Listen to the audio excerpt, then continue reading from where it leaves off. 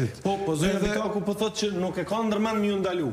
Pra, ajo është në respektim të ligjit, video numër 4 regjia, ju lutem. Tash mund të po më fal edhe këtë tjetrën që e shet që këto janë që thiren landscape architecture. Dhe më thonë, kjo nuk është faktikisht ndërtesë e cila lejohet edhe simbas draftit të tyre, lejohet derisa gjysma e Radio Prishtinës, kjo nuk është. Kjo është faktikisht pjesë e cila e rrit hapësinën publike në nivelin e rektoratit, në nivelin e Radio Prishtinës. E rrit shfrytëzueshmërinë e hapësirës publike, pikërisht. Video numër 4 Jeta Gjara e pyet zonjën Vitakun në rast se kanë për qëllim me ndalë zotëri Përparim Ramën.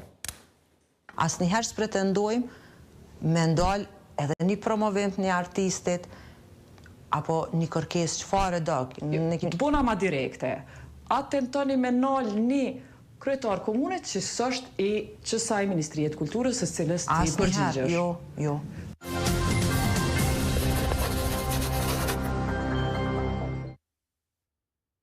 Tash i kemi edhe disa fotografi tjera. Po më të që se kena ndërmend me ndalë. Mos borin që deklarat.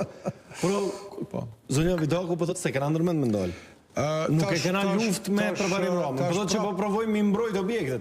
Prap kjo, do të thonë cilat objekte po provon mi mbrojt, një, edhe si s'po e blokon. Kur ja ku e kemi letrën nga IKMM-ja, që e përdor strategjinë e njëjtë, të cilën e kam përdor edhe me Agim Ramadanin, që po them që një vjet e gjys, ose e shtyn vendimarrjen, thonë na vyjnë edhe 30 ditë, ose edhe 15 ditë, ose edhe 2 muaj, masana i kërkojnë dokumenta shtesë, nuk tregojnë çka.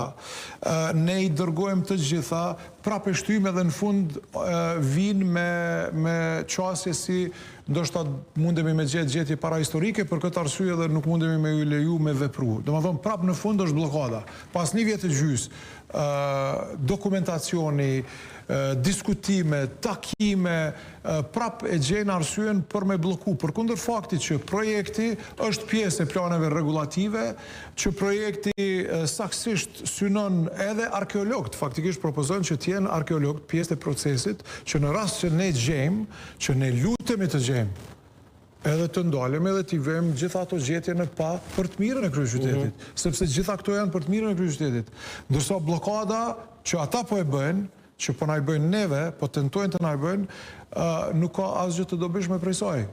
Vetëm blokada, do më thonë, vazhdojmë na me bloku kryeqytetin. A keni bu kallëzim penal për çdo blokada? Kryetar post për kreun e inspektoratit të IKMM-s. Unë thash që ne ekipa jonë tash jemi duke u përgatit me kallëzime penale për secilin individ. Secilin individ. Edhe do të kthehemi edhe me unazën e kryeqytetit. Edhe me unazën e kryeqytetit.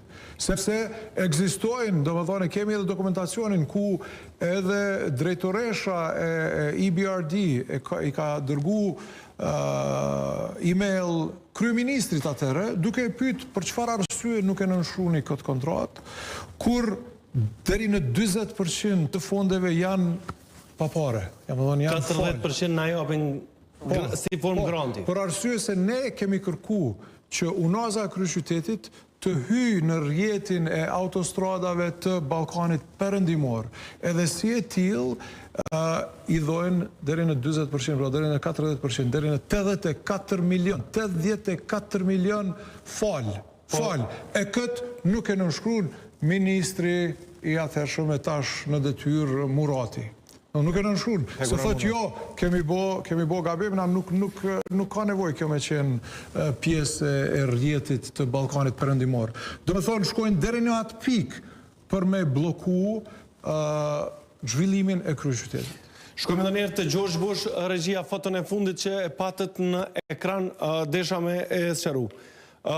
Qëto hapësira, a janë pengesë për me realizu projektin?